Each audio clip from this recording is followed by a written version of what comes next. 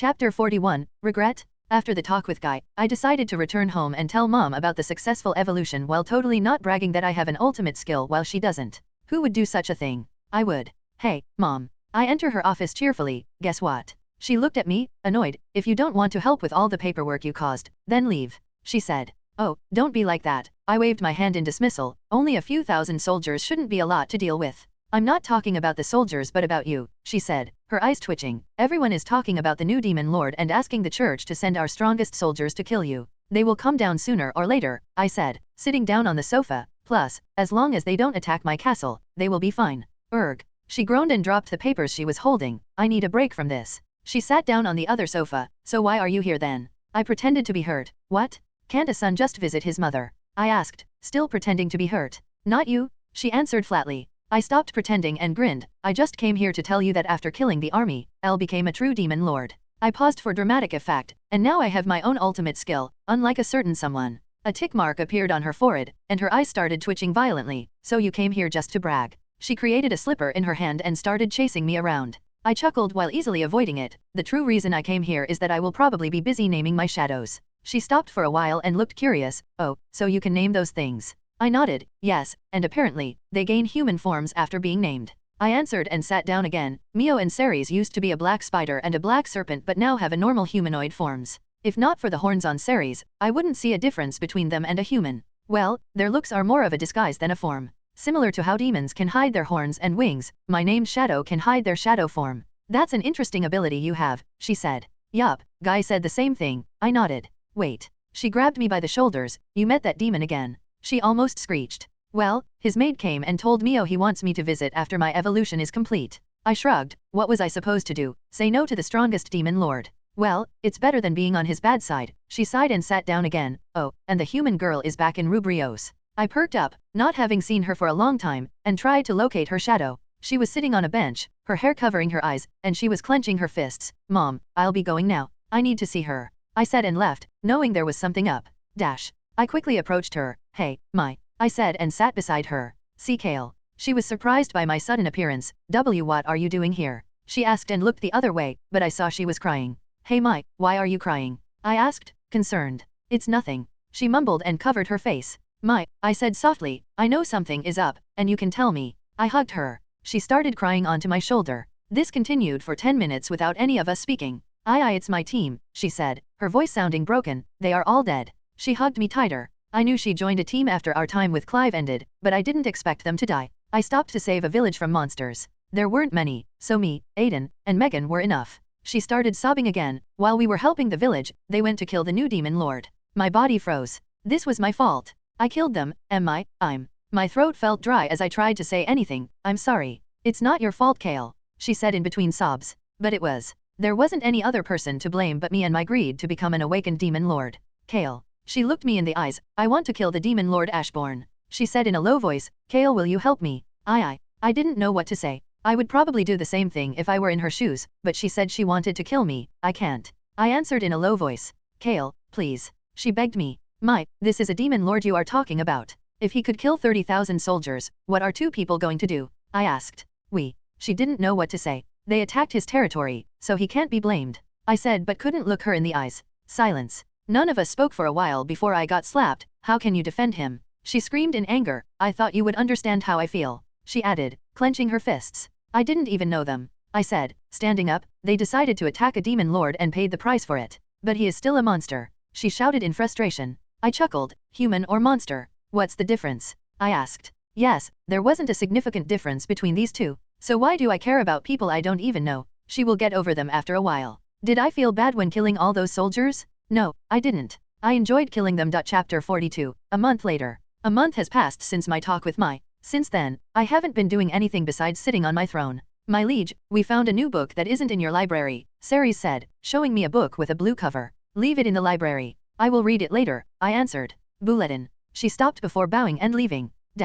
Ceres POV. My liege has been staying in the throne room ever since talking with that human girl. I left the book in the library and found Mio. Hey, Mio, it didn't work, I told her, and she frowned. It must be bad if a new book didn't work on our liege, she sighed, and I thought a book about secret arts would work. What should we do then? I asked. She thought for a while. Maybe we should kidnap the human girl. I shook my head. No, that wouldn't work. Our liege doesn't want to reveal his identity as Ashbourne to her. Tisk, she clicked her tongue. How dare a human girl make our liege sad? I want to kill her. While I agreed with her, we couldn't hurt her. Otherwise, our liege would be mad. That's it. It's time for the project to help our liege get over the human girl v1.4 to begin, she said. The first version was to ask the Demon Lord Guy Crimson for help but got scarped instantly, and we started forming Plan V1.2. That plan was also changed due to not being possible to execute, and Plan V1.3 was the book. I looked at her curiously. And what is Plan V1.4? I asked. She puffed her chest and pointed at herself. I will seduce my liege, she stated proudly.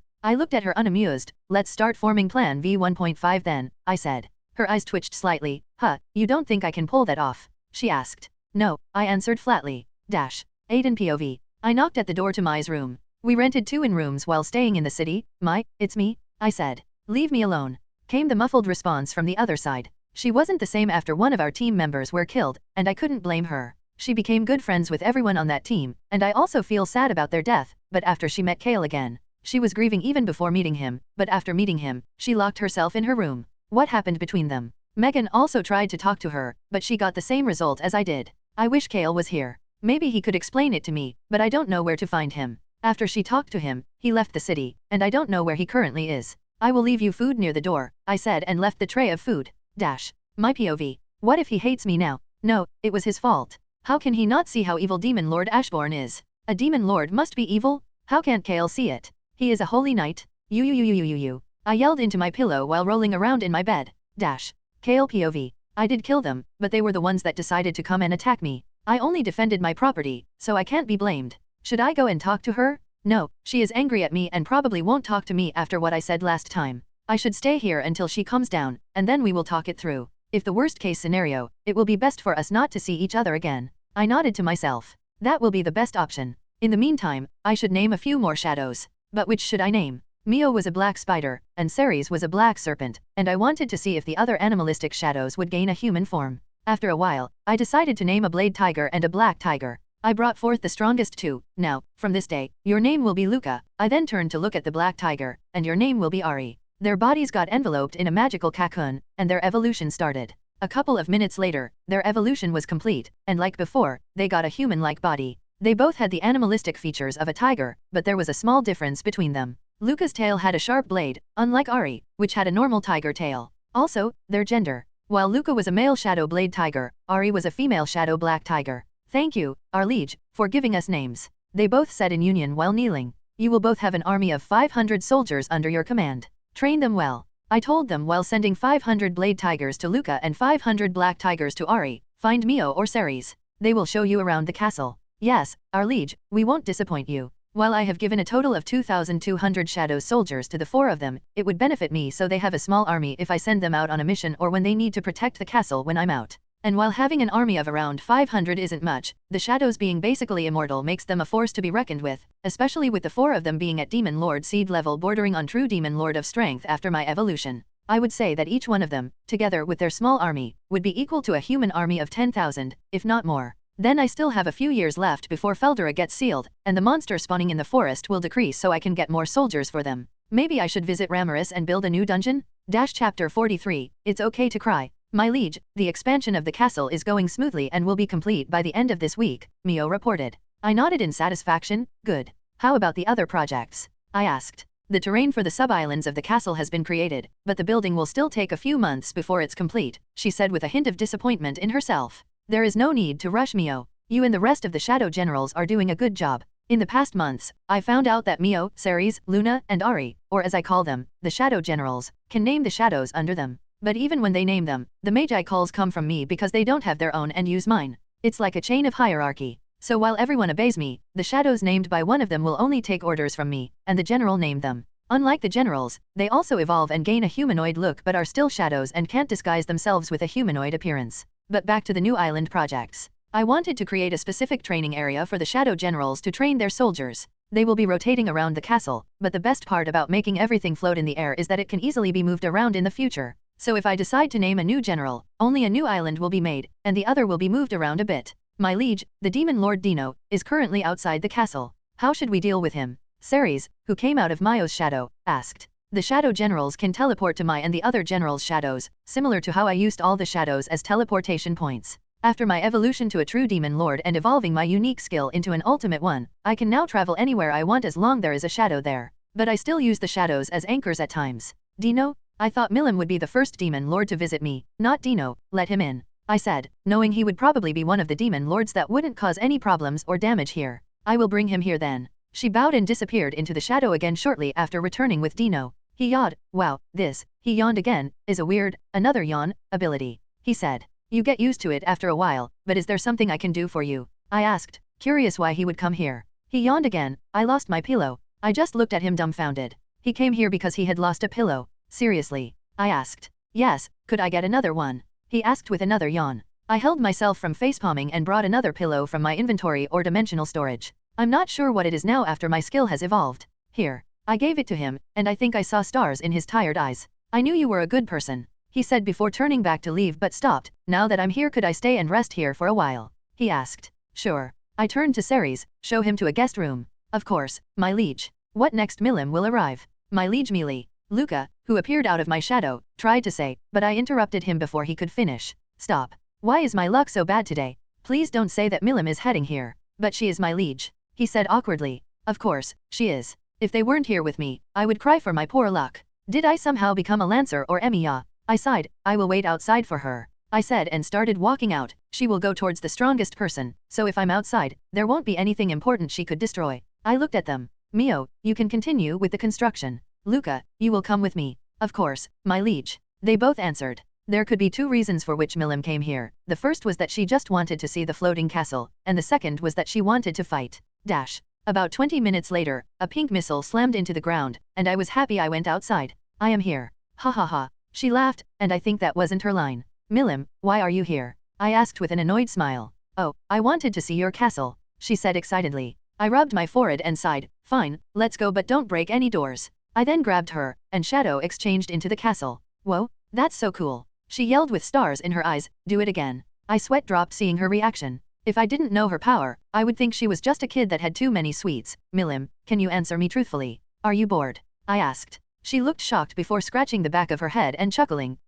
Maybe. Of course, she is. How about reading a book? A book? She asked. Does it taste good? I smiled, but my eyes twitched slightly. No, you don't eat books. Oh, then why would you need books? She grumbled before looking around for something. Wait, why is Dino here? I sighed for the 100th time today. He lost his pillow and came here for a new one. I answered and hoped no other demon lord would come here. Kale? Milim. A squeaky female voice came, and a small something started flying around us. Why? A single tear escaped while I tried to keep my aura in check. Did my castle somehow become a new meeting place for all demon lords? I wanted to lock myself in a dark room and cry. Who's going to pop up next? Guy? Oh, Kale, about the new dungeon. It's almost ready. At least something good happened today. Chapter 44, Cutting Ties Part 1. My POV. I placed my hand over the handle of my rapier, ready to draw it at any moment as I walked through the cold and dimly lit passage. I found out that a cult that thinks of Ashbourne as a god of death is hiding here. How can someone worship a demon lord? I need to stop them. Plus, if I'm not strong enough to deal with some cult trying to destroy the church, how am I supposed to kill Ashbourne?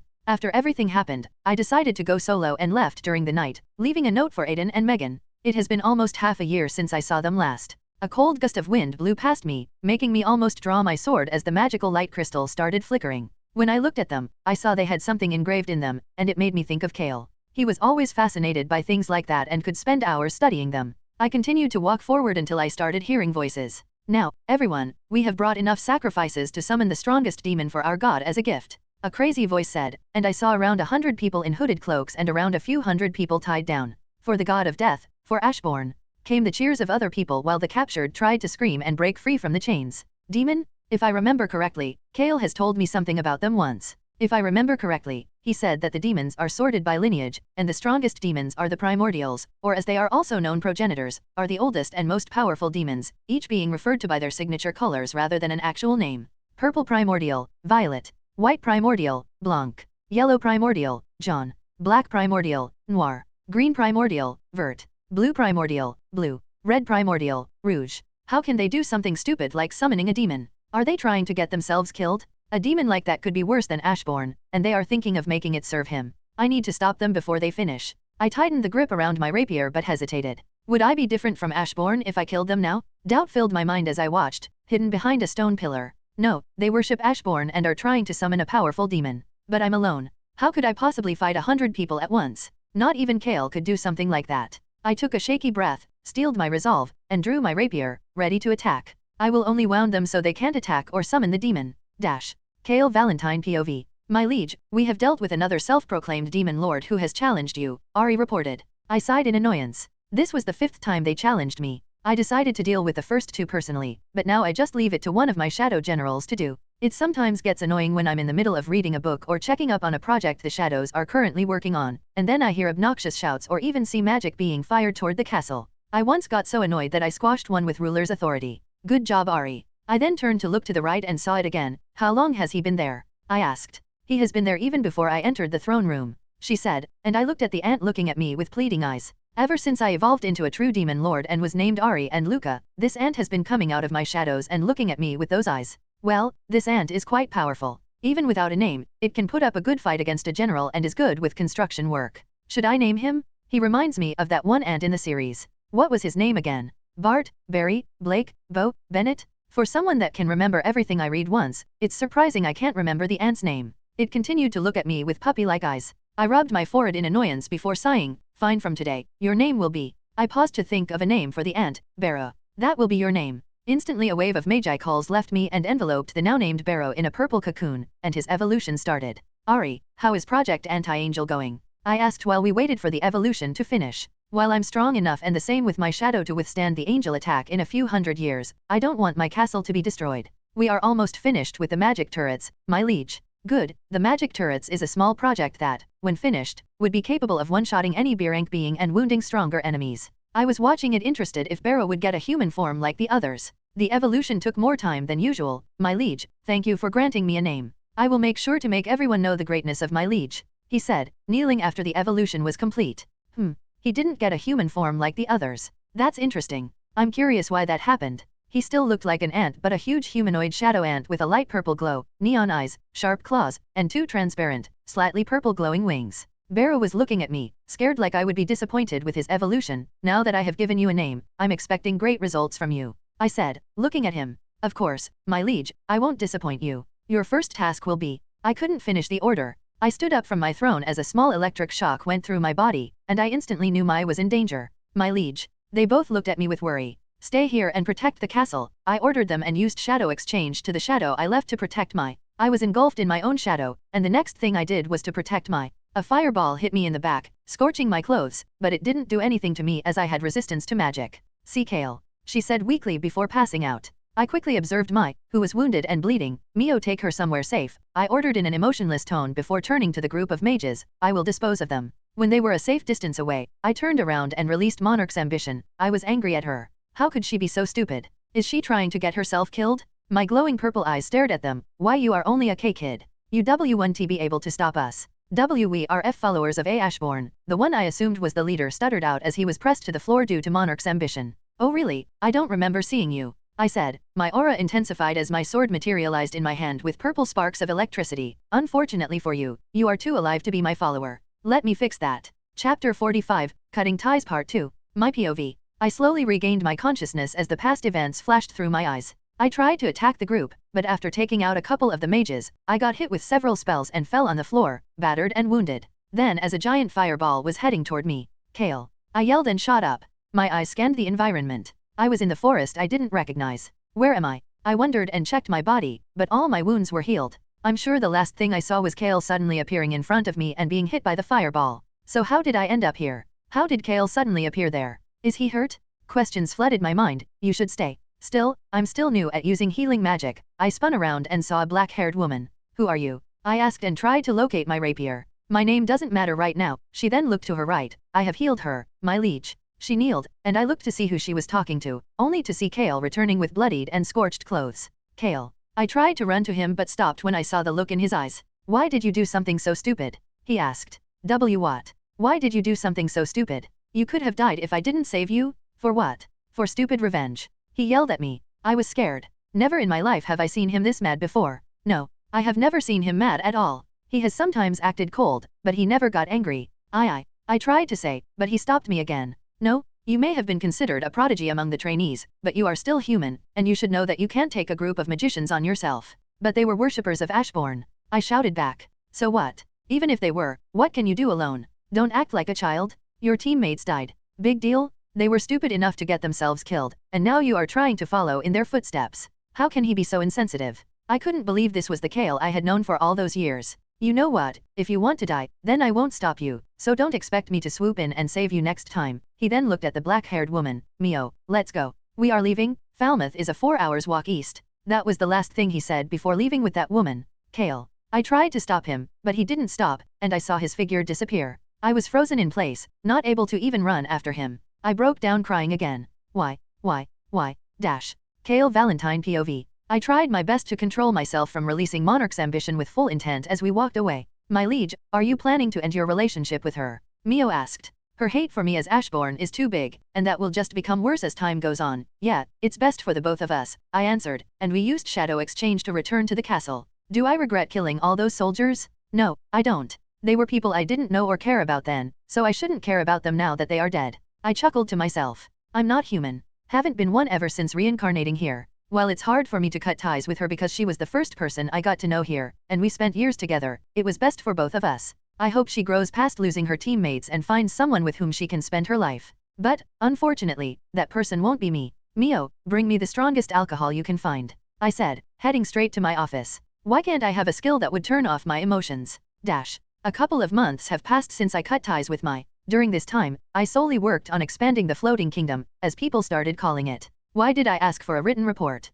I mumbled to myself, sitting in my office and reading through the reports from my shadow generals. Reports from the different projects they are working on to everything happening around the continent. Projects like the turrets to a shield that would protect the floating castle even when I'm not around.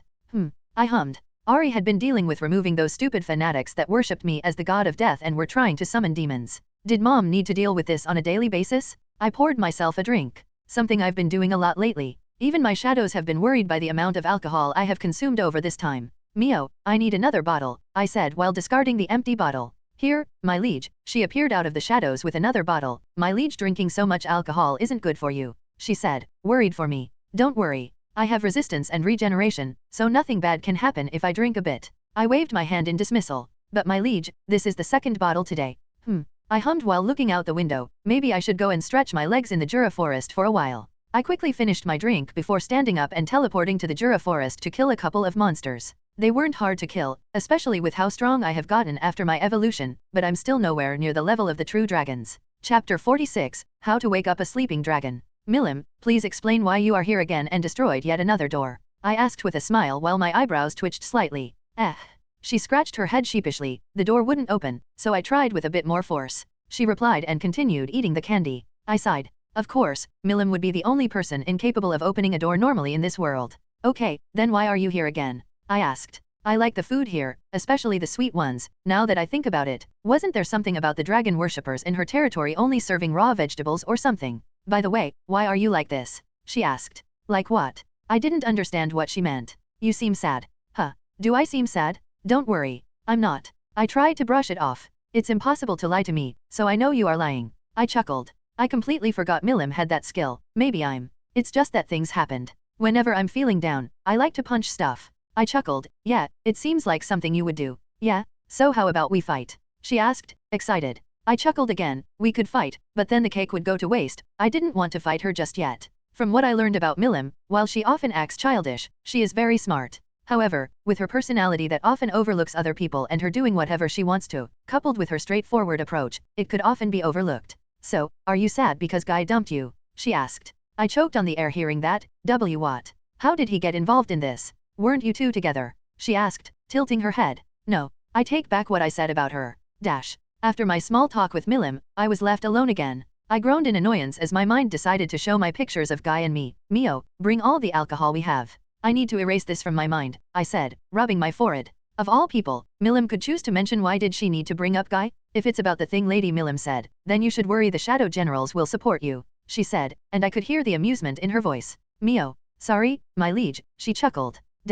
After turning down my abnormal condition resistance and getting drunk, I decided to go to the Jura forest and fight the monsters until my mind forgot about Ekam. I coughed. Forget that. It has been a long time since I fought with my F-fist, I said, having slight difficulty standing without wobbling from side to side. As I ventured deeper into the forest, I encountered several monsters. With every encounter, I swiftly defeated them with a single punch, much like a certain bald hero. However, I couldn't help but feel a sense of unease as I continued on, but I completely ignored it due to my drunken state. Nevertheless, the forest seemed to be alive with danger, and I couldn't shake the feeling that something was watching me from the shadows, and it wasn't my shadows. As I walked further, I noticed that the trees grew thicker and the bushes became denser. It was becoming more and more difficult to see where I was going. Or was it my vision that became more blurry? Suddenly, I heard a rustling in the bushes. My heart raced as I prepared to face whatever lay ahead. Was it because I was drunk that I got on guard? But to my surprise, a small creature emerged from the bush. When I looked closer at it, I recognized it as a normal cat, but why was it purple?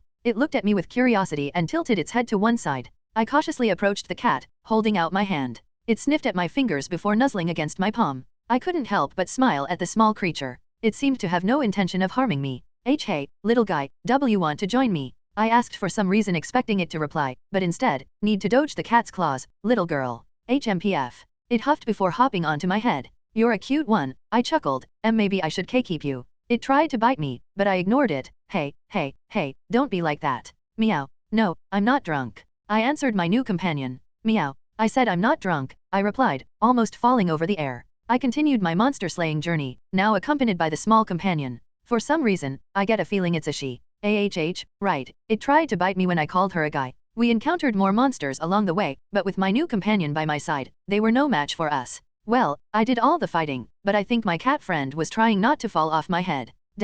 Violet POV. After, I decided to visit the material world in a small cat form, which is how I ended up in the Jura forest. That's when I found an interesting boy. He was walking, or should I say try walking in the magicules-filled forest. He looked drunk, but that's not what made him interesting. Even monsters would get magical poisoning so close to Veldora. So how can this kid no older than 18 even be alive in this forest? I even tried to scare him with my demon lord Haki, but he completely ignored it as if he didn't even see it. That's why I decided to jump on his head and follow him to see what he was. I can kill him later if he bores me. Actually, he isn't that bad looking, so I could have some fun before killing him. I saw him fight monsters. No, that wasn't a fight. He only needed one punch to kill them. That was until we were met with a sleeping dragon. I'm surprised he isn't freaking out seeing him. Hey, do you want to know the best way to wake up a sleeping dragon? He asked me, and I started sweating. Is he crazy? He started using magic to make a large metal rod before going to the dragon's back end.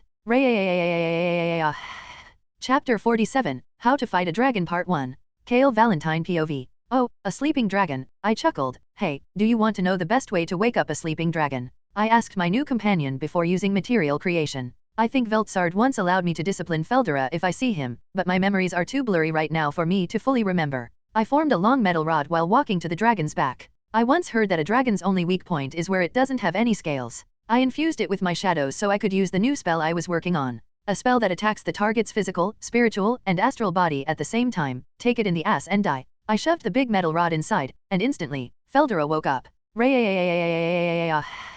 He roared in pain, and his tail sent me flying away. I tried to stabilize myself in the air and looked at the large black dragon with the metal rod still sticking out of its back. Who dares interrupt the mighty storm dragon's sleep? He roared and pulled out the rod before focusing on me. The clouds gathered ominously above us as lightning bolts rained around us. Veldora, the storm dragon, hovered above me, his massive wings beating against the air, creating a whirlwind that threatened to uproot trees and tear apart the earth beneath us. A human. He looked at me. No, you aren't human. I see you are a demon lord. It doesn't matter. You will pay for what you have done. Without warning, Veldora unleashed a blast of wind and lightning, hurtling toward me. I raised my hand, and a shadowy liquid shot out of it, making a shield that absorbed Veldora's attack, dispersing it harmlessly around him. It was one of the shadow-type magic I made, and combined with multiple shadow soldiers, it made powerful spells. Oh, so you blocked my attack. He looked amused. Not bad, young demon lord, but it's not enough to win against me? That spell was but a fraction of my true power. Ha ha ha. Seeing him speak like that, I understand why he enjoyed reading all the mangas. Sorry, but your sister said that if I ever run into you, I should give a good scolding just as a reminder, I said, having a hard time flying while slightly drunk. Wait, my sister. He backed up a bit. You're kidding, right? I could see him panicked. You're kidding. Please, tell me you're kidding. Well, I think that's what she said. It's hard to remember due to everything being so fuzzy. I answered. She said that I shouldn't antagonize him or that I shouldn't torment him too much. I can't seem to remember her exact words right now. Well, that doesn't matter. I wanted to fight something strong and found you here. Ha ha ha. He laughed, at least you have the guts to face the mighty storm dragon, so don't disappoint me now, young demon lord. Veldora launched himself toward me, his claws aimed at my chest. But with lightning reflexes, I sidestepped Veldora's attack, and in a swift motion, I materialized my sword, coated it with the same spell I used on the metal rod, and attacked back. I think I will call the spell Death's Touch. Well, it's still a work in progress, so the name can change. The blade connected with Veldora's scales, sending sparks flying. Veldora roared in pain but countered with a barrage of lightning-infused attacks, each strike with enough power to easily kill a demon lord seed, maybe even a weaker true demon lord. While I'm still weaker than Veldora, I can use the size difference between us to dodge his attack and have a much easier time landing blows on him. I started dodging the bolts of lightning. Shadows trailed behind me, forming dark tendrils that lashed out at Veldora. The tendrils entwined around Veldora's limbs, restricting his movement. With a roar, Veldora summoned the power of the storm, causing a massive cyclone to form around him. The winds howled, and the rain poured, creating a stormy barrier that threatened to obliterate anything within its path. I stood underneath with my glowing purple eyes looking at the cyclone with awe at the sheer power behind them. Not bad. I shouted so he could hear me as my shadows collided around me, shielding me from the storm's fury.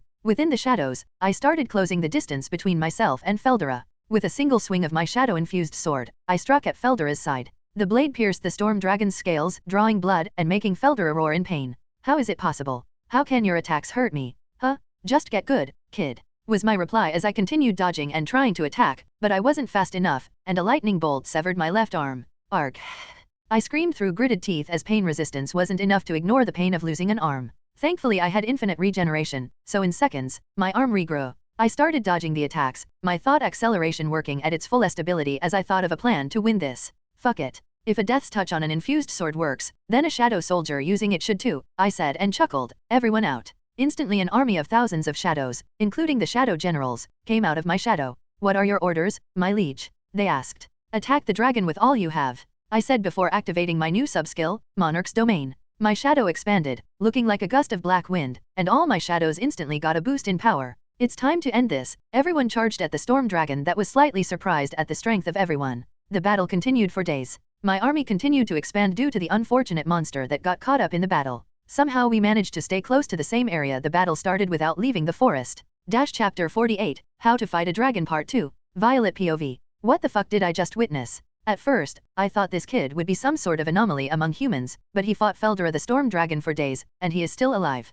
Not only that, but he is also a demon lord? Well, Rouge always had a weird taste, but this time I can see why. The purple shadow soldiers he summoned from his shadow. It seems he also knows purple is the best. Maybe I should stay with him for a bit longer. He is strong, and if I stay around him in this form, he could even give me a name. Kale Valentine POV. Ha ha ha. Veldora laughed. I haven't had this much fun in ages. What did you say your name was, Demon Lord? He asked. I was breathing heavily due to our long battle. It has been ages since I have been so tired. Ashborn the Shadow Monarch, I replied, still ready to continue our fight. My whole body was bloodied, and my armor was practically destroyed. If not for the infinite regeneration skill, I would have died tens if not hundreds of times during this fight. Veldora was also wounded but was slowly healing. Ha ha ha. Asborn, I will remember that name, but now. He froze in his spot, and I could see him sweating. No, she is coming here. What is he? Oh, I feel it now too. Veltsard is on her way here, and I can only guess this won't end well. Hey, Veldora, how about we finish this next time? I offered before recalling my shadows. I think we both don't want to be here when she arrives. Yeah, staying here would be stupid when she is coming here. Veldora nodded his dragon head, and I used shadow exchange to my castle. Meow. I heard a cat and then remembered my companion. Oh, so you are still here, I chuckled. Sorry, I forgot you were with me during the fight. A purple cat, now that I think about it, didn't a purple cat appear in the novel or manga? While my enhanced memories help me remember new stuff, it's much harder to remember things that happened before I got the memory boost. So while I can remember the stuff I went through in my mind, like the main plot, small things like this are harder to remember now. Veldora POV. I was scared. Really scared. My older sister was flying above me, with anger clearly showing in her eyes. Now you have done it. She roared. Haven't I told you not to go on another rampage? It seems I need to teach it to you again. I wasn't going on a rampage. I was having a fight, and we took it too far. I stuttered out, trying to find a way to escape. Oh, so there was another person with you. It seems they need to be taught a lesson too, she said, and the air got so cold I could see my breath. No, there wasn't. I was completely alone, I said, not wanting anyone else to experience the wrath of my older sister. Also, I want him alive so we can fight again. Demon Lord Ashborn, my new rival.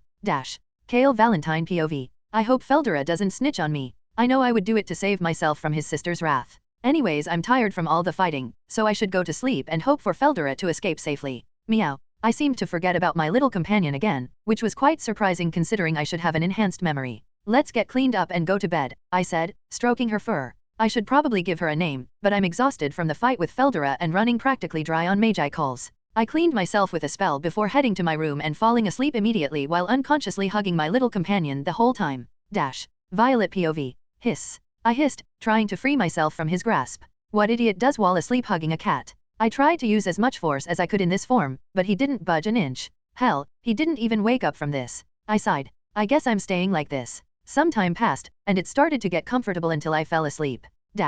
Kale Valentine POV. Waking up, I felt refreshed with my magi calls fully restored and noticed I was hugging my little cat friend, who was happily sleeping and nuzzling into my chest. I'm sure I've seen this cat in the manga once, but who was it? Let me think. I focused on my memories of reading the manga. I always preferred reading the novel because the bottom part of my phone screen was broken, and there wasn't any other way to read them. The local library didn't have any mangas, and I didn't have money to buy them. Now where did I see the cat? I spent about half an hour before I remembered something. There was a spin-off manga. I think the name was Trinity in Tempest. A purple cat appeared there, and the cat was Violet. I just slept while hugging a primordial demon. I looked at the cat that was peacefully sleeping. It's hard to think that the cat currently sleeping on my chest is one of the strongest demons in this world. I chuckled lightly. She looked cute while sleeping. Hey, little kitty, wake up. I started stroking her fur. Urgh. She opened her eyes slowly while stretching. 5 more minutes. She murmured before instantly opening her eyes and looking at me. Meow. Oh, you suddenly forgot to talk, little demon.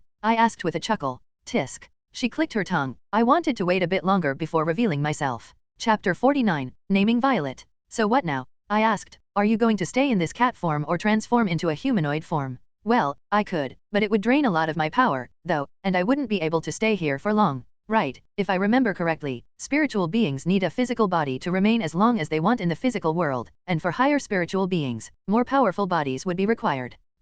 I wonder if I could do it. I brought forth 200 of my human shadows. Could you make a vessel out of these? I asked. She looked closer at the shadows. So these are the shadow soldiers you used while fighting Veldora. Huh? Ah, right. I forgot you were there with me. I scratched the back of my head. I was so drunk in the beginning I barely remember how I started the fight.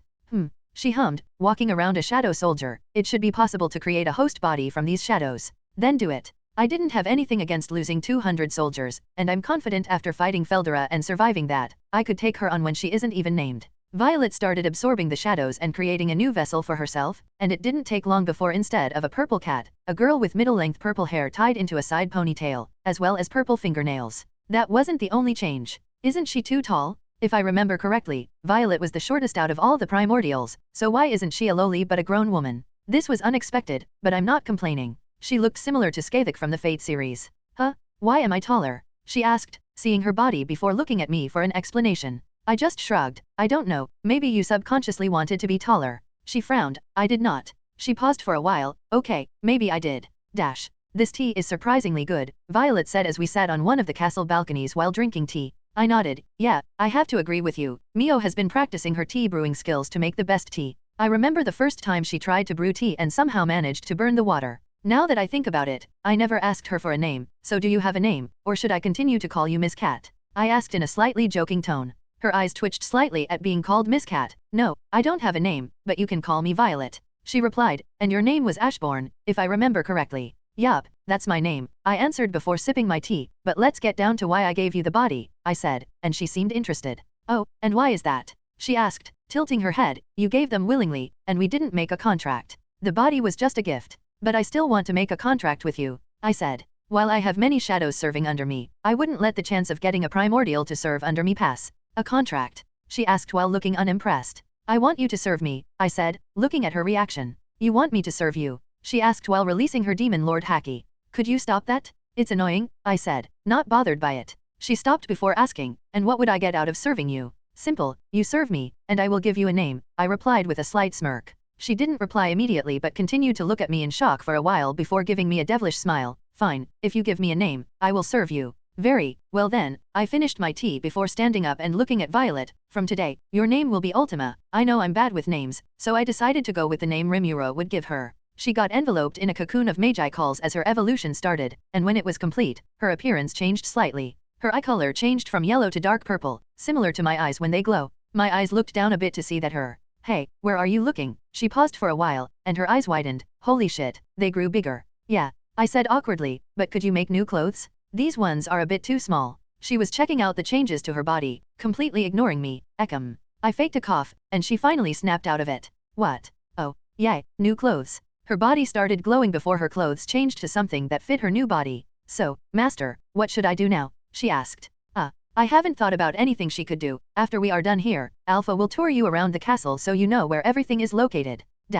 And she called me a goddess. Ultima laughed, so I decided to have some fun and give her a tiara with a lot of magic stored in it, but in exchange, her future generations would be cursed. So you have been relaxing and having fun observing her future generations suffer? I asked. Do you dislike that I would help her with nothing in return? She asked, actually looking worried for a moment. No, I replied, putting down my teacup. I just can't believe I didn't think of doing something like that. Huh? Really? I nodded. Of course, I just got an excellent idea for a prank. I chuckled darkly. You know how the royal families always want a male heir? I looked at her, and she nodded. So then, how about making a curse their bloodline only to have daughters? Oh, that sounds like fun, she said, excited. Chapter 50, Gaining New Skills. A couple of weeks passed since I named Ultima, and she has settled quite well in the floating castle. I also think that making her new vessel out of my shadows didn't only change her appearance but her behavior slightly. I don't think just being named by me would make her act like she has over the days. When some random guy calling himself a hero came here and tried to challenge me, her anger exploded, and she made sure to kill him in the most painful way.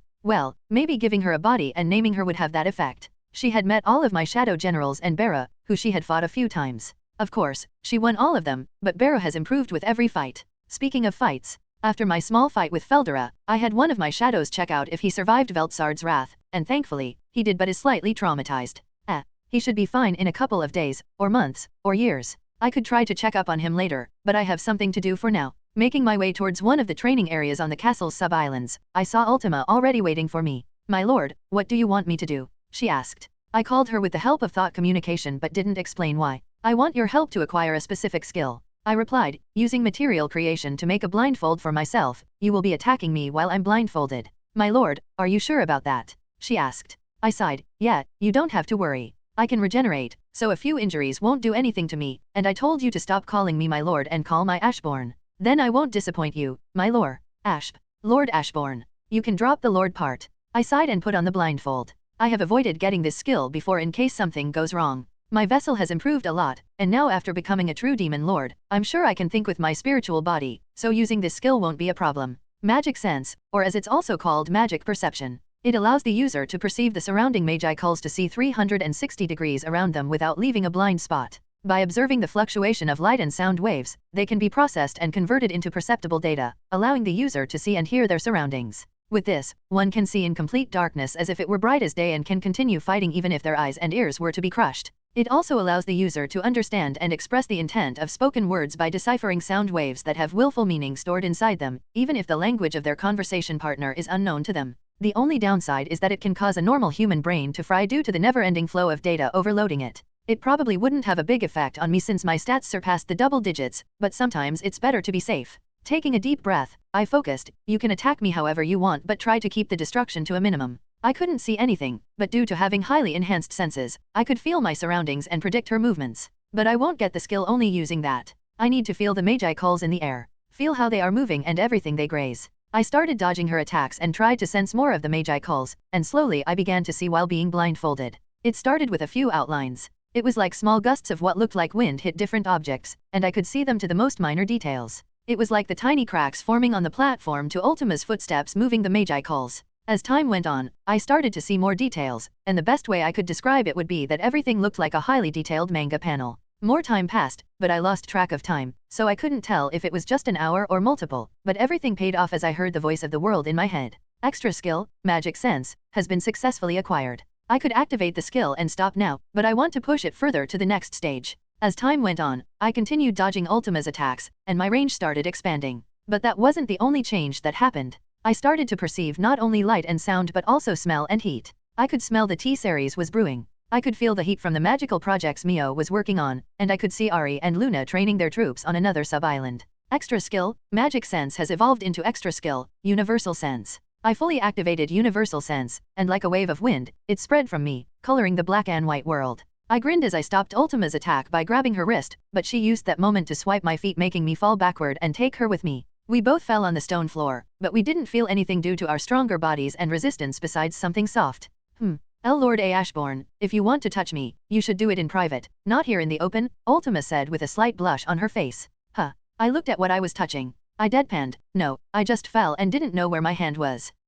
She sounded disappointed. Chapter 51, Ultima doing Ultima things. A few years have passed since I named Ultima and acquired Universal Sense. I also acquired the extra skill, Magic Manipulation, making my magic more efficient to use, and combined with my Resist skill, Holy Demonic Attack Resistance, my defenses against magic and otherwise magicule-based attacks became extremely high. The fact that my soul is of a human while my body could be considered a mix between a spirit and a monster allows me to acquire more skills than others, similar to how Rimuru could. I didn't think about it during my first years in this world, where I relied completely on my status and training. But after the Harvest Festival, the Black Heart skill takes care of everything, and I started to think about gaining more skills. I'm bored. Ultima complained. My eyes twitched as I dealt with the paperwork I somehow had. While only 1/3 of it related to anything to the castle, the rest was reports of everything happening around the continent. The best thing about having practically undetectable shadows is that they are very good at gathering information. Then go and annoy some random kingdom, I replied. Oh, but doing it alone is boring. She complained, let's do it together. Didn't you say something about cursing a royal bloodline a few years ago? I thought about it for a moment, that's a lot of work. How about just planting man-eating bugs in some random noble's bedroom? I know doing something like that is wrong, but I find it fun for some reason.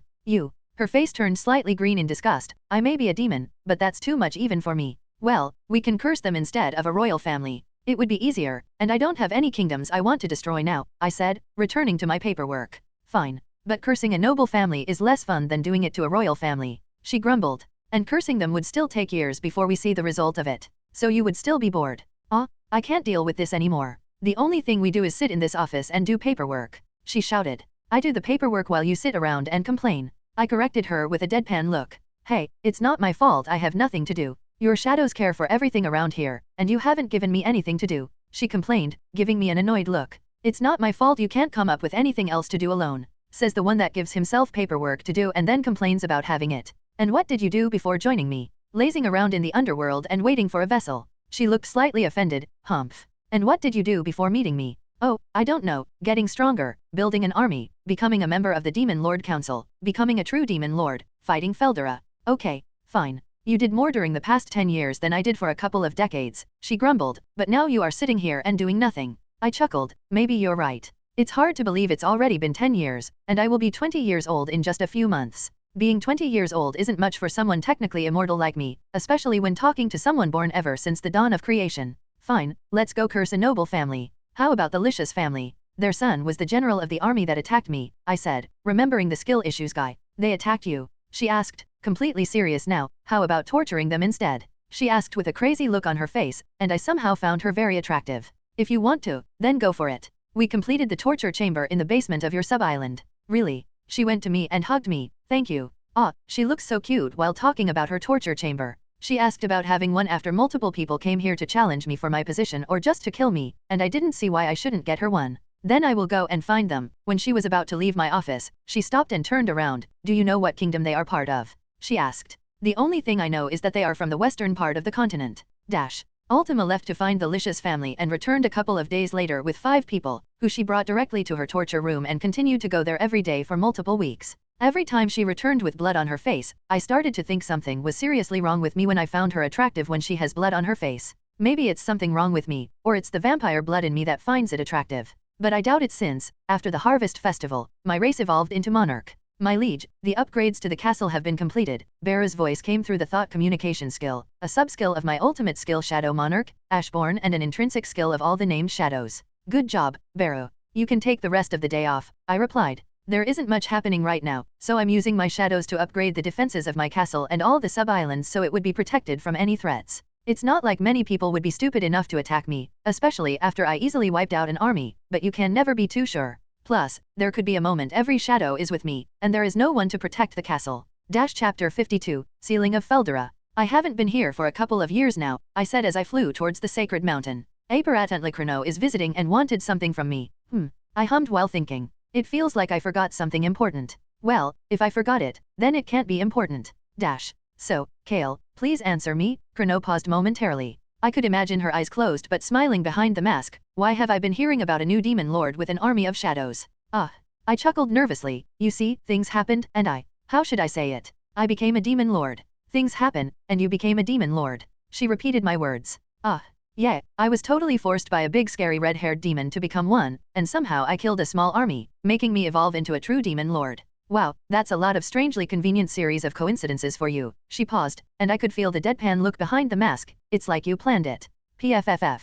Of course, I didn't. She sighed while rubbing her forehead or trying due to the mask. I saw her eating through the mask, so maybe she could rub her forehead through it. At least you didn't go and wipe out a whole kingdom this time. Why would I do that when it's easier to trick them into attacking me? I asked. Actually, attacking a whole kingdom would give me more shadows but could cause more problems with Guy. So you planned it? She asked, tilting her head. Of course not. She sighed again. Why must you get more annoying to deal with every time? So why did you ask me to meet you here? I asked, ignoring her question. I want you not to interfere while I deal with him. I looked at her, confused. Deal with who?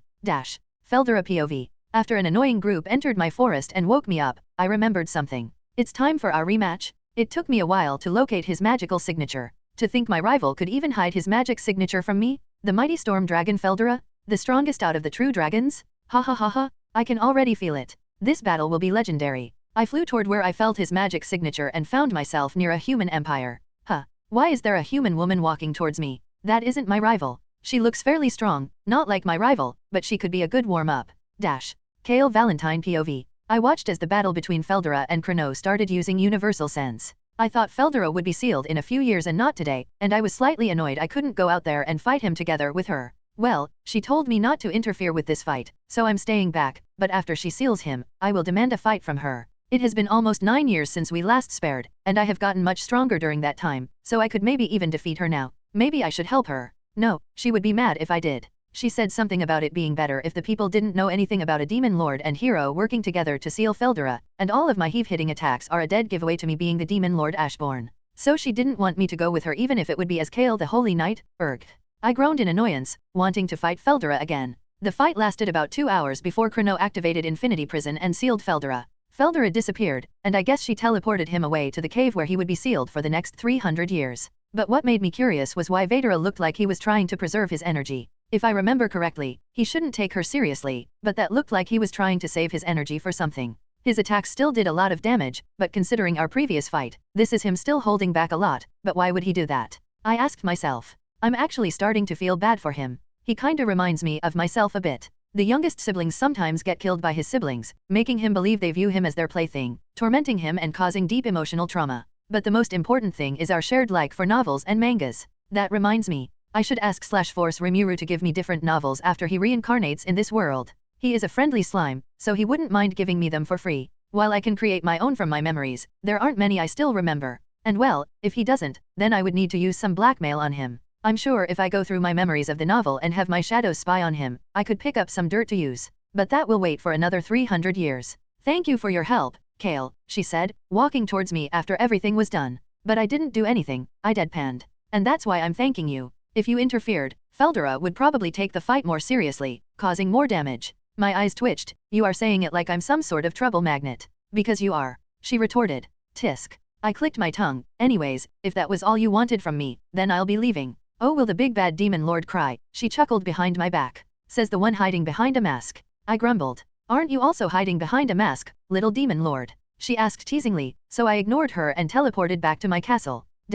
A couple of weeks passed since Veldora's sealing, and there wasn't anything interesting for me, so I ignored that matter and continued to work on a new project. While I have a couple of resist skills, all of them are normal resistances and not nullification. So what if I made a machine that would constantly attack me until my resistance evolved into nullification? If I could acquire other skills this way, I should be able to upgrade my resistance the same way. Or at least I hope so. Chapter 53, No Pain, No Gain. So, can I ask a question? Ultima asked. You just did. I deadpanned, but she looked annoyed at me, so I chuckled. Sure, what do you want to ask? This machine, she began and looked me in the eye. Are you a masochist? Really? That's what she wanted to ask? What? Tell me a normal person that would make a machine to hurt themselves and isn't a masochist. Well, I don't enjoy pain, so no, I'm not a masochist. If you want to tell yourself that, then go right ahead. She chuckled. How about you joining me then? I asked with a smirk. Oh, there is no need, my lord. I already have all the nullification this machine should give you. But I can cheer you on from the sideline, she said, giving me a thumbs up. You are enjoying this, aren't you? What? Me? No, if my lord wants to become a masochist, I will support you, and if you want, I could be the sadist, she said, giving me another thumbs up. My eyes twitched slightly, but I ignored her and decided to activate the machine. It started warming up, so I stepped back and waited for it to start. It should start in 3, 2, 1, now. Just as I said, I was blasted with a ray containing poison, paralyzing and petrifying effect with many others. Arg. I screamed through my gritted teeth as I was hit with pain that would make all the others, like having my arm chopped off, look like nothing compared to this. As it continued, I was trying my hardest not to fall on my knees. There was a small bit of pride in me that didn't allow me to kneel right now. It's as if I did, then I would admit defeat to a machine I created. A machine that makes my resistance look like nothing in front of it. I struggled for hours, constantly being blasted by it, but thankfully, my machine didn't fail me as I heard the voice of the world, and a painful smile formed on my face. Resist skill, abnormal condition resistance has evolved into resist skill, abnormal condition nullification. Oh, thank God it's over. While I still feel the pain from before, I don't feel any new pain. Then it's time for the second machine, I said, deactivating this one and going towards the second one. Unlike the previous one, this one was harder to make but should help me gain physical attack nullification. It will shoot different weapons and attack me in different ways, 2 of them being slashing and piercing. Maybe you should take a break before doing that one, came Ultima's worried voice. No, if I'm doing it, then I should do it in one go, I said, and she stared at me. And you said you weren't a masochist.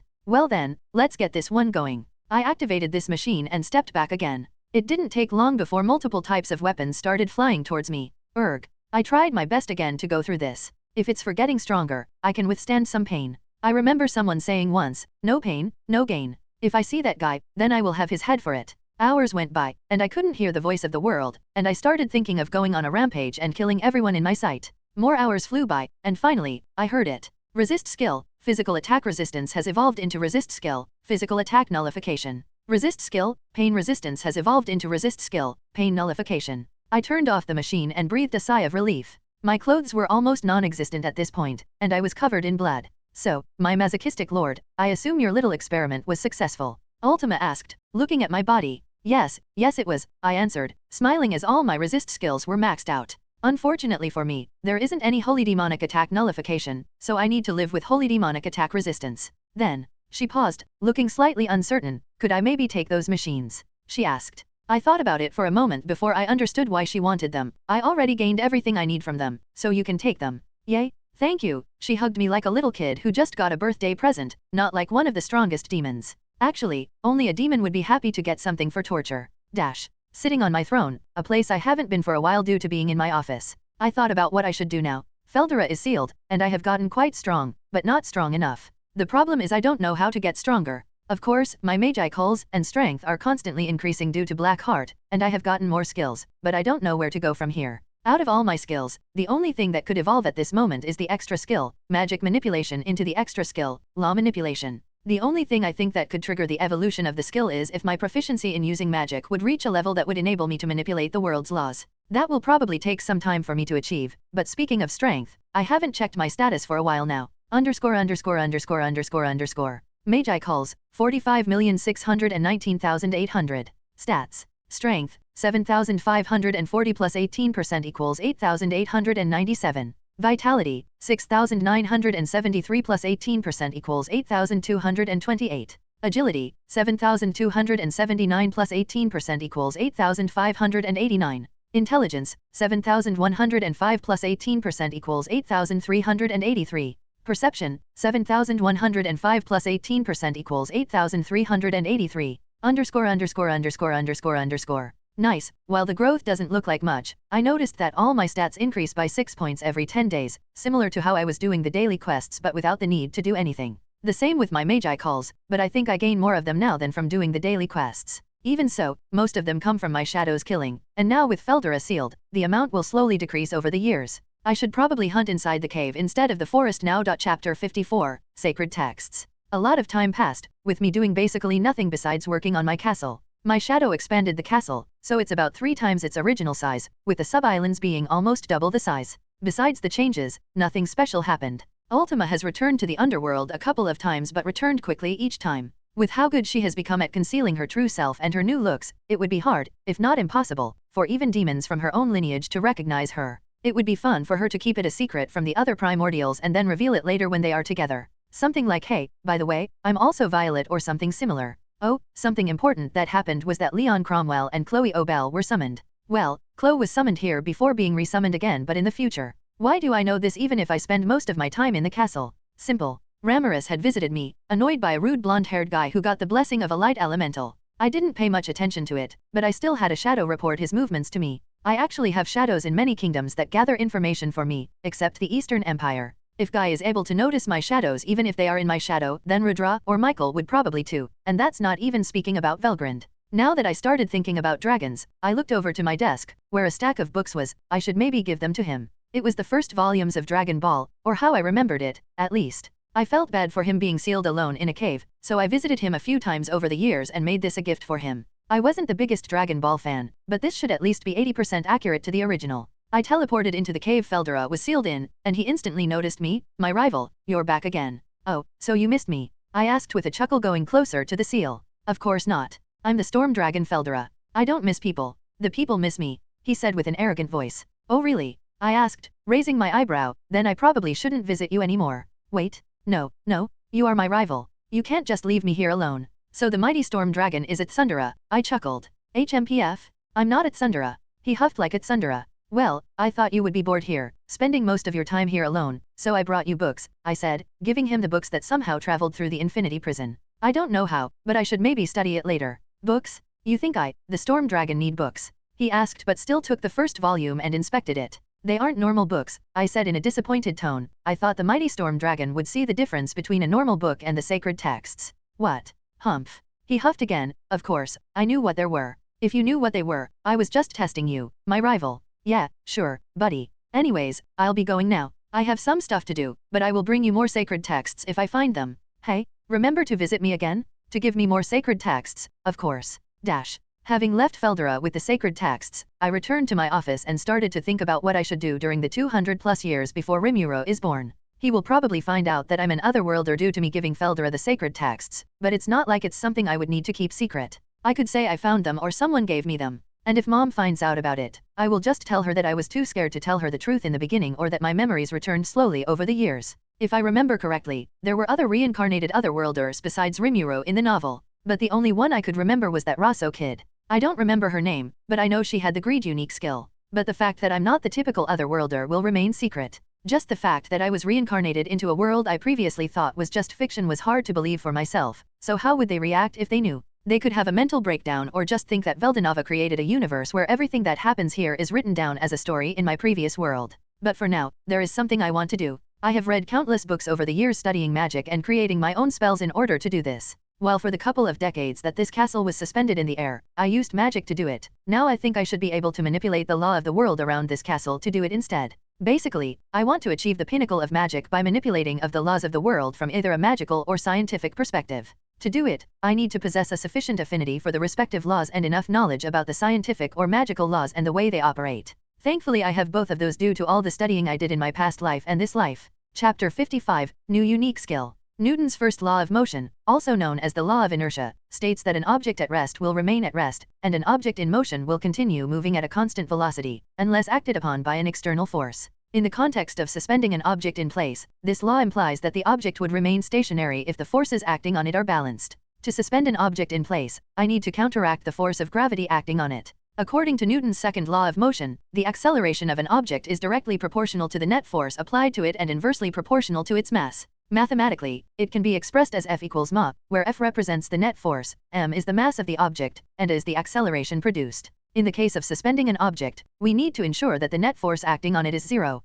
This means that the force pulling the object downward due to gravity must be balanced by an equal and opposite force. But the question is if I can change the law around the castle to do it. I decided to sit in a meditation pose and started working on it. Minutes turned to hours. Hours became days. Days became weeks, and when I was nearing working on it for a whole month, I was about to give up, but I was thankful I didn't. After a whole month, I managed to do it, and that's not the only thing that happened. Something I didn't expect to happen from this happened. At first, I thought my extra skill, magic manipulation, would evolve into my extra skill, law manipulation, but that didn't happen. Instead, I felt like I had completed the last part that was required of me before I heard the voice of the world informing me of a new skill. All conditions have been fulfilled. Unique skill, mystery, has been successfully acquired. I searched deep into my soul where the skill was located to see what it does, and when I did, a wide grin appeared on my face. To think that 40 years of studying and a month of trying to do something that could be considered useless for many would give me something so powerful. Hell, I'm surprised this is only considered a unique skill and not an ultimate one. That makes me wonder how crazy overpowered I could get if the skill evolved into its ultimate form. Aside from giving me an immense affinity toward every kind of magic and increasing its power, that's nothing compared to what it can do. It can store up to 5 skills I see and have analyzed. It's similar to how many skills can copy other skills but slightly different. Not only can I analyze skills without being detected. With enough time, I could even copy an ultimate skill, even if it's just a unique skill. It can also chain the effects of several skills together, possibly combining them into something new. I should probably visit a couple of people and test it out. Or have people visit me instead. A certain sleeping angel has the perfect ultimate skill I would need for this. His ultimate skill, Lord of Heaven, Astarte, has the ability to evolve skills in the direction that the user desires. Unique skills can even evolve into ultimate skills if the user has enough energy. If I manage to analyze it and acquire it, then with enough time, I could become Dino, my good friend, I have a deal of a lifetime for you. I began as I observed Dino, who was eating a pastry. I asked him for a favor, and after a while, he agreed. I want your help testing a new product. You know, my philosophy is to never work. I've never made a single coin with my own hands for hundreds of years, nor have I spent a single coin earned by myself, either.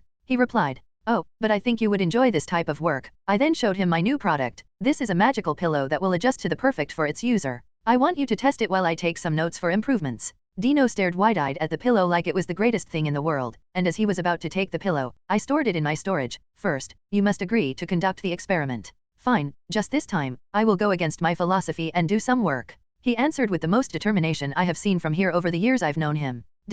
Now put this on and go to sleep, I said, giving him a bracelet that he thought would be his sleeping state. Even if all of this is just for me to gain a new skill, I'm doing it for real, so he believes me. Okay, so I just sleep while you watch me, and I get an unlimited supply of pillows, right? He asked. Yup, that is, I said while taking out a pen and a clipboard for my notes. For it to work, I would need to analyze his skill for a long period of time. That's why I came up with this test, so he would stay here until it's done. The other skills I want to acquire after this one should be much easier and won't need me to prepare something like this. But this one is the most important for my plan to work, so when Dino fell asleep, I started to analyze his skill. I ignored his sloth skill and focused on Astarte. My thought acceleration was activated, and I was there analyzing his skill. From an outside perspective, it would probably look really weird seeing a guy watching another guy sleeping, but it's for me getting stronger. While in the real world, less than 10 hours passed for me, it felt like years had passed, but a smirk formed on my face when I completed analyzing his skill and felt something new being stored in my new unique skill. Leaving a note and a few pillows, I left Dino alone to sleep while I set off to gain the second skill I wanted. Chapter 56, Fighting Milim. Really? You want to fight? Milim asked, excited. Her even eyes had stars in them. I chuckled. Of course, I promised you, and I want to get stronger, so fighting you is the best choice. I didn't lie. I wanted to fight her to see how strong I was but also to analyze her ultimate skill, Lord of Wrath, Satanale. A sub-skill of the ultimate skill, Magicule Breeder Reactor. It allows the user to take in the Magi-Coals from their surroundings and mixes them with their own magical energy. They then collide together in a process similar to nuclear fusion and create more Magi-Coals. This ability allows the user to fight for virtually forever without running out of energy, giving them near infinite energy. It, together with my intrinsic skill, Black Heart, will help me gain more Magi-Coals for my unique skill, Mystery, or my specifically the copied version of Lord of Heaven, Astarte. Well then, let's not waste more time, and let's fight, I said, excited for the fight. Even if it's mostly for the skill, it's not like I wouldn't enjoy a good fight. Plus, if I managed to survive fighting Veldora all those years ago, then I should be able to put up a decent fight, at least. We both had our armor on. After my fight with Veldora, my armor was completely destroyed, but I had my dwarf shadows forge me a new one. It was made out of Magi Steel and evolved over the years into Hihiiro-Kon, the endpoint of evolution for Magi Steel. It looks like pitch black scales are over my whole body, with the cracks having a purple glow to them. Ha ha ha. Don't think I will go easy on you just because we are friends, Milim said with excitement. Then let's not waste time, I said as my sword brought forth my sword from my dimensional storage. It materialized with purple lighting, and I got my guard up. It was a good idea as I instantly blocked her attack, and our swords clashed, sending sparks everywhere. I didn't waste time as I focused on analyzing her ultimate skill during the battle. Our blades clashed as the battle continued in the air, with Milim using her true form. She had a crimson horn adorning her forehead and large wings. The wings actually gave her an advantage during aerial combat compared to me, who used flight magic, but I managed to dodge and counterattack even without wings. But still, how nice would it be to have wings? Am I not supposed to be some kind of a super version of a fallen angel? Where are my wings? Wait, what if? I got an idea mid-fight.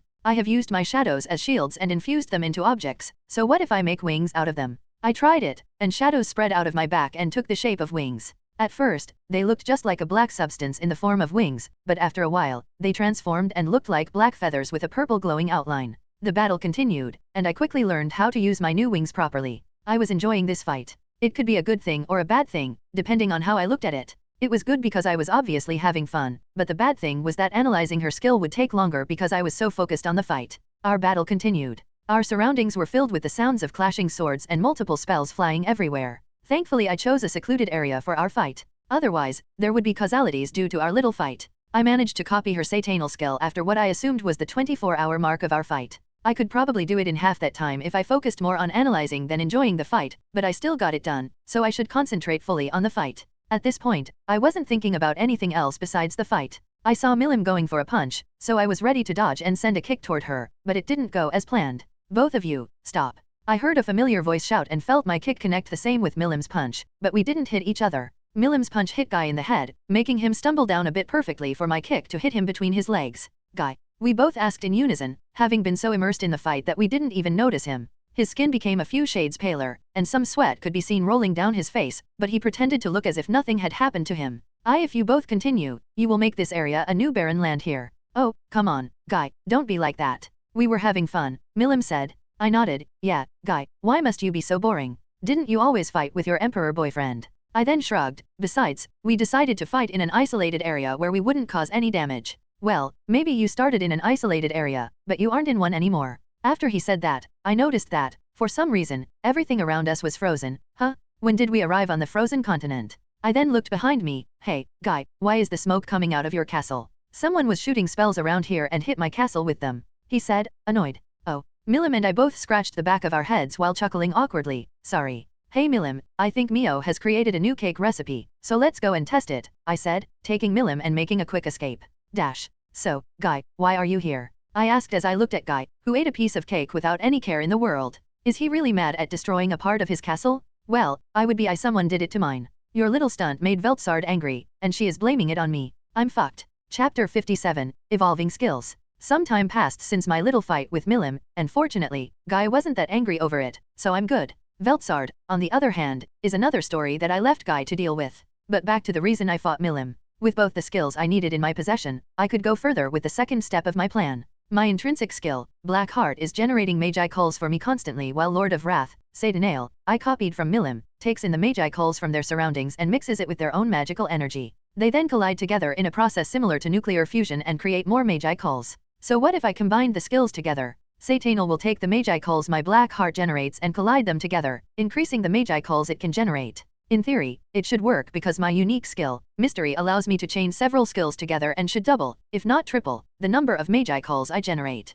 I sat down and started my experiment. It took me a couple of hours to do it, but with some time, I got it down and working. I could feel the increase of Magicals I gained. I also felt more anger, but nothing I couldn't suppress. Let's see. I took out the pocket watch I got from Mom all those years ago and checked the time before checking my status. _________. Magi calls, 56,270,950. Stats. Strength, 14,140 plus 18% equals 16,685. Vitality, 13,573 plus 18% equals 16,016. Agility, 13,879 plus 18% equals 16,377. Intelligence, 13,705 plus 18% equals 16,171.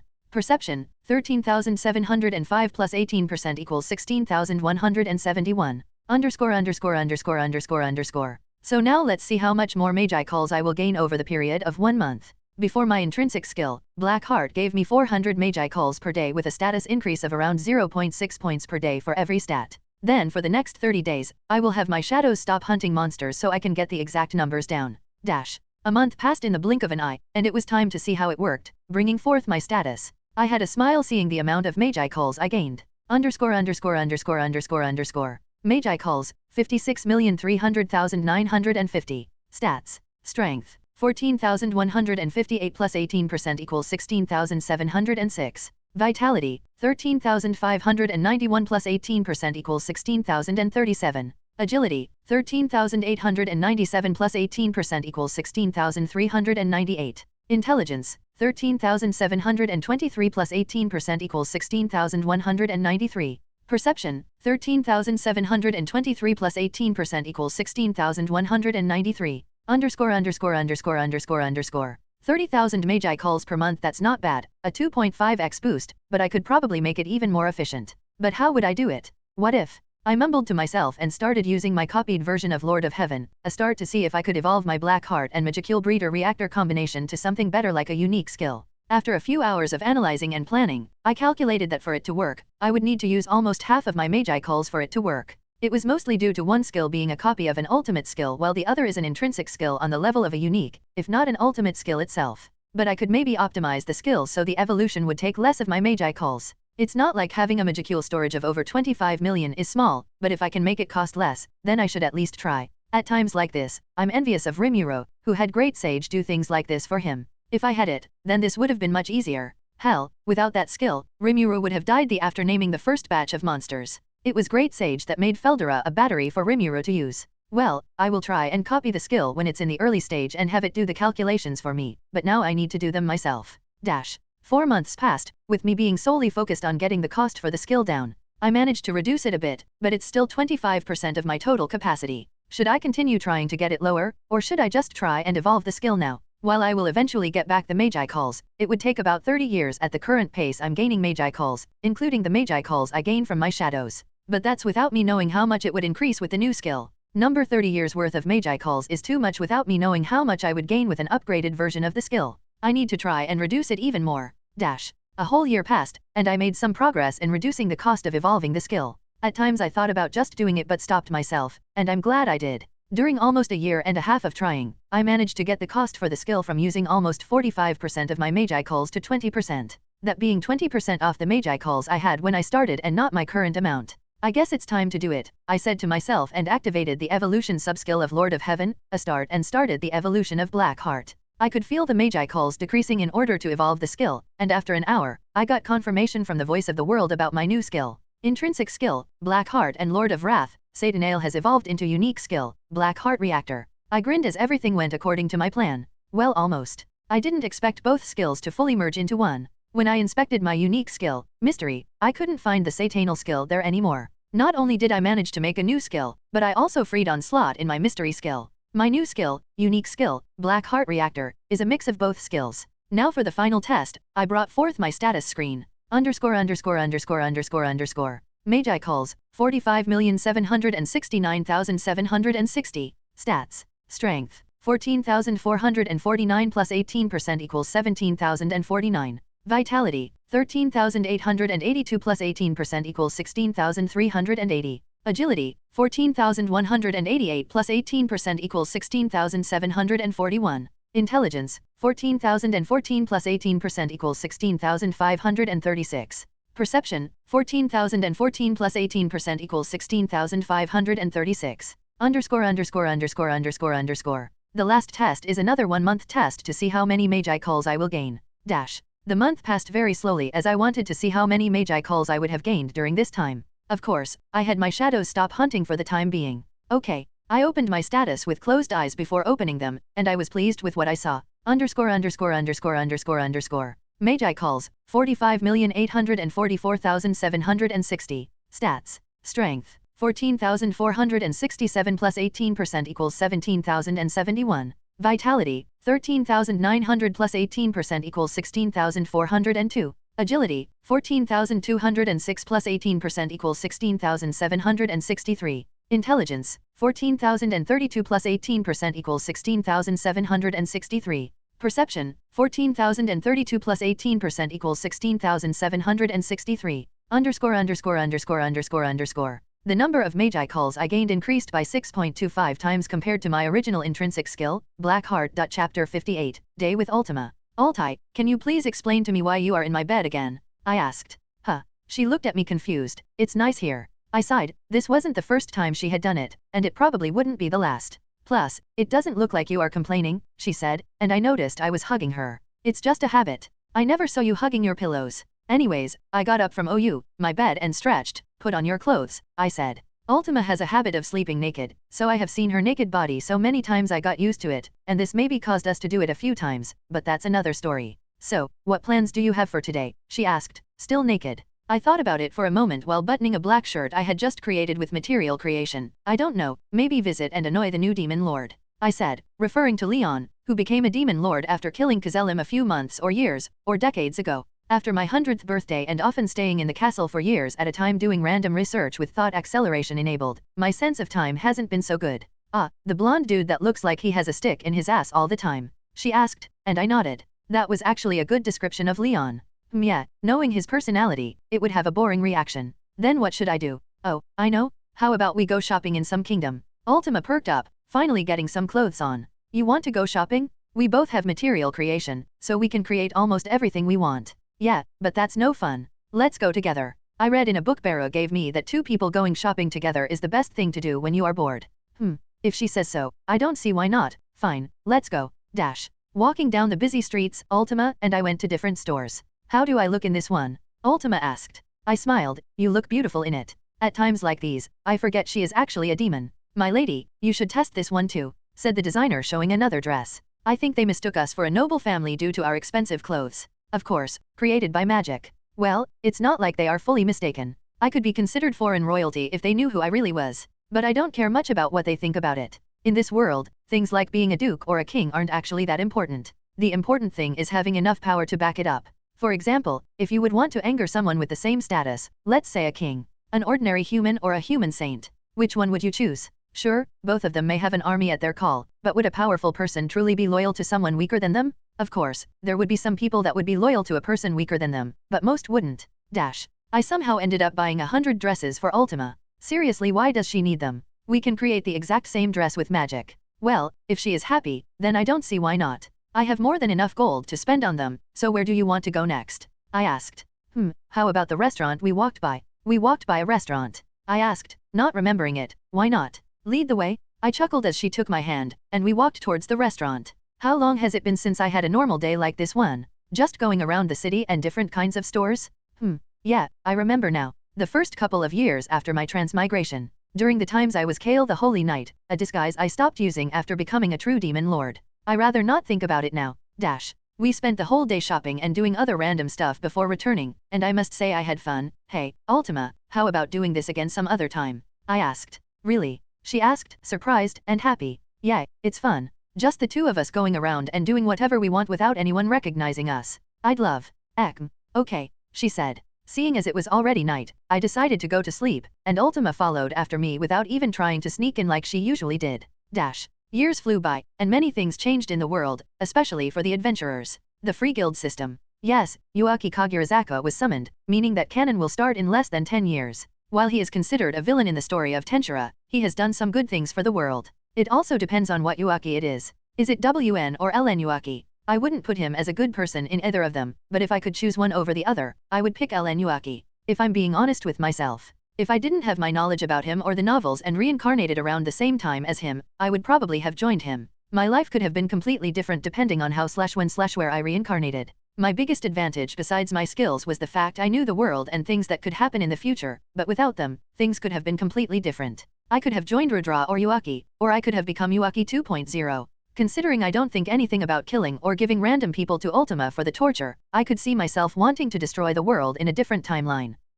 I hummed as I thought about it. I could ask Chloe in the future if there was a timeline where I went full-on villain. Well, enough of thinking about what-if scenarios for my life. Chapter 59, Stealing from Not a Bad Slime. After being notified by my shadows that an intelligent slime had appeared in the sealed cave, I didn't waste any time and quickly teleported there, completely hiding my presence from him. My goal is to copy his unique skill, Great Sage. My best chance at getting the skill is at its early stages before Rimuru is named or before the skill evolves. So I started analyzing it while also observing the intelligent unnamed slime eating everything in its path. To think that the slime that right now looks like it's mowing the lawn in a cave would become a godlike being in just a few years. Honestly, it makes my progress over the past 300 plus years look like nothing. But that will change after I gain his unique skill and evolve my skills. Over the years since I made my unique skill, Black Heart Reactor, I saved all my Magi coals so Great Sage could calculate and optimize the cost to evolve my other skills. With its help, I could probably increase the effects of Black Heart Reactor without evolving it. Having fully analyzed the skill and copied it, I decided to watch the slime for a bit longer. Now that I think about it, slimes are often eaten as a dessert.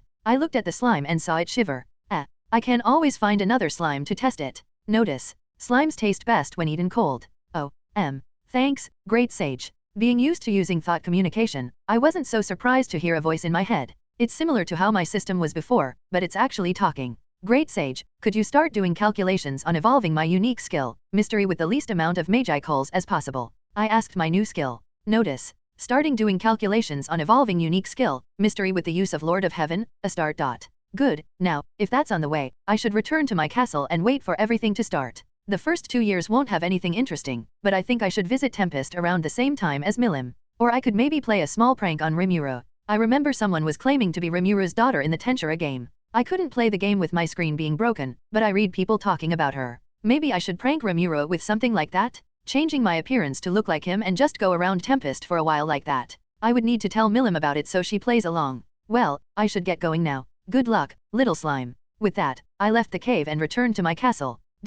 Rimuru Tempest POV. Oh, before you eat me, take these books. Veldora somehow gave me books through the barrier. How can the books go through if he can't? I looked at the books. Wait, why is it named Dragon Ball? Veldora, how did you get those? Oh, so you recognize the sacred text. Veldora looked at me impressed. My rival found them during his travels around the continent and gave me them. We often discussed them together. Aren't those mangas and novels from my past life? Wait, that can wait. Veldora had a rival? You had a rival. Didn't he say he was one of the strongest beings? Then how can someone be his rival? Of course, I have a rival. We only fought once, but our fight was legendary. Yeah, what was his name? I asked. If someone could be a dragon's rival, then I shouldn't offend that person. His name is Ashbourne. He usually visits me every few years with new sacred texts, so watch out.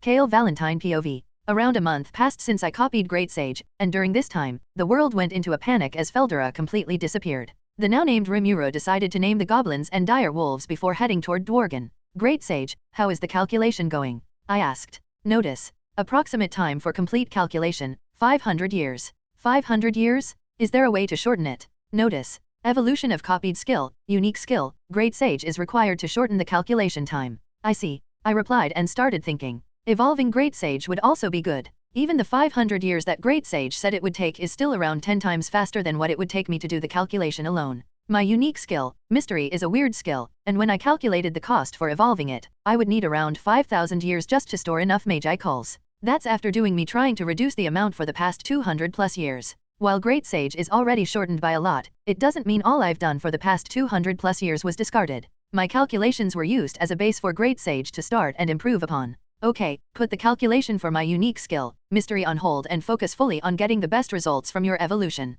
Notice. Starting calculation for evolution. Good, now that's done, I should visit a few people to prepare for future events. First on my list is Ramirez. I want to prepare a few prank traps for the time when Rimuru will take the kids to the dwelling of spirits. I won't put any traps that would kill or hurt them but some fun prank traps. The first one is my favorite, the flushing toilet trap, and then we could go to the making fun of their height to maybe some cake shooting traps I once read about. Then after Rimuru is done with the orc disaster, I should visit Milim and tell her about the I'm your son prank. Oh, I need to remember to call him mom instead of dad just for fun. Chapter 60, Betrayal. Is everything done? I asked, wiping imaginary sweat from my forehead. Yup, all the traps are ready, but why did you suddenly come here to set up those traps? Ramirez asked. Oh, I just had a feeling that someone will arrive here in a few years, and it would be fun to prank them, I replied. Yeah, that sound like you. Ramirez wasn't surprised at all after knowing me for over 300 years. Hey, you are talking like the only thing I care about is people suffering. She looked at me deadpanned without saying anything, and that's a lot considering it's Ramirez. I chuckled. Okay, I sometimes like to see people suffering, but you can't deny it's fun seeing them go through all those traps. Besides, it's not like they would die. Okay, maybe it's a bit fun, but you should tone it down. Don't worry. I will someday, but for now, I'm going to prepare for my next prank. I waved her goodbye before leaving for my castle so I could make my disguise. My intrinsic skill, Universal Shapeshift, is a skill I haven't used much since I got it after the Harvest Festival. The most I used it for was to change my hairstyle, but today I will use it to change my appearance completely. I started with the basics, like changing my hair from black to bluish silver and my eyes from gray to gold. As I looked at myself in the mirror, I concluded that blue hair didn't suit me, but golden eyes with black hair looked quite alright. Now then, Rimuru's height after first gaining a human body should be around 120 centimeters, and after eating the orc disaster, he should be around 130 centimeters. Wow, I didn't expect him to be that short. I was taller when I transmigrated. Anyways, I proceeded to make myself smaller to around 120 centimeters. Everything around me became gigantic. The last step was to make myself look like him. I spent some time fine-tuning my appearance like in a video game before I finally looked like an even smaller version of Rimuru. I could have asked Great Sage to do it, but I had lots of time, and it's always good to know how to use one's own skill properly. I also made clothes similar to the ones Rimuru had after becoming a demon lord but with purple details. I have decided on a backstory with me meeting Demon Lord Ashbourne, who was going to see Veldora but saw me and decided to name me Kale. Cal. Ultima stopped in her tracks and looked at me. What are you doing? She asked, recognizing me instantly. Oh, just preparing for a new prank, I answered before switching back to my normal appearance. And will that prank end up in 2 countries almost starting a war like the previous one? She asked. Not this time, I replied, remembering the prank she was talking about. There was an intelligent and named slime that popped up in the Jura forest and started building a monster town. I decided to have fun, appear there, and start acting like his son. Slime? As in, the weakest type of monster? She asked, more curious about why I would even bother about a slime, even if it was intelligent rather than my prank idea. He may be a slime, but he has a human form and was named by Veldora, and after observing him for a while, he should be around the strength of a demon lord seed. Her eyes widened slightly in surprise, a slime with the strength of a demon lord seed. Yup. I nodded, but that's not all. He seemed to have caught the attention of a certain black-haired demon. Noir. I nodded. Then I want to see that slime for myself. If you and Noir are interested in him, he must be special. Of course, he is special. He will be my manga and novel supplier. Anyways, when I'm gone, try not to start a war of something. Of course, I won't. She then put her hand around my neck and kissed me. You are the one that would do that, not me. We started dating around 150 to 200 years ago. I'm not the best at remembering exact dates, even if I have an almost perfect memory, which is weird. That's true, but I never know if my demoness decides to have some fun and kill a few nobles. I chuckled and kissed her again. Oh, but didn't you kill that bug when he tried to flirt with me? He was a stereotypical young master that thought he would get everything with money, and the thing he wanted was Ultima, so I don't see anything wrong with killing him. Great Sage, how long will it take for your evolution? I asked while making the finishing touches to my disguise. Notice. Approximate time for complete calculation, 4 months. Good, then I should head towards the soon-to-be Tempest. Rimuru Tempest POV. I'm awake. Notice. You used all of your magi calls while naming the orcs. Right. I still have a lot of orcs to name. That was only the first batch of the 150,000 orcs. I can already feel that the upcoming months will be difficult. Mom, you're awake. A stranger suddenly picked up and hugged me. Wait, why does this stranger look like me? No. Why did he or she call me mom? I'm a guy? Who are you? I asked, slightly panicked. Great Sage help. Notice. According to the information I gathered, the unknown individual is your child. That DOSNT help? I can't have a child? I don't even have my little brother anymore. Notice. Magicule signature is 86.69% identical to you. Mom, don't you remember me? He or she asked. It was hard to know the gender because he/she looked and sounded like me. Lord Rimuru, you're awake, came Shin's voice, but she paused the moment she saw who was hugging me. Lord Rimuru, who is that? Anshin. My supposed child quickly leapt towards Shin and hugged her while crying. Mom says she doesn't remember me. Mom. It was like thunder had just struck her. Lord Rimuru, you have a child, and you are the mother. And no. I tried to sort it out, but my son or daughter spoke first. Anshin, maybe if mom tastes your homemade food, then she will remember who I am. That's a great idea. Kale. What? I got betrayed by the son I didn't know I had.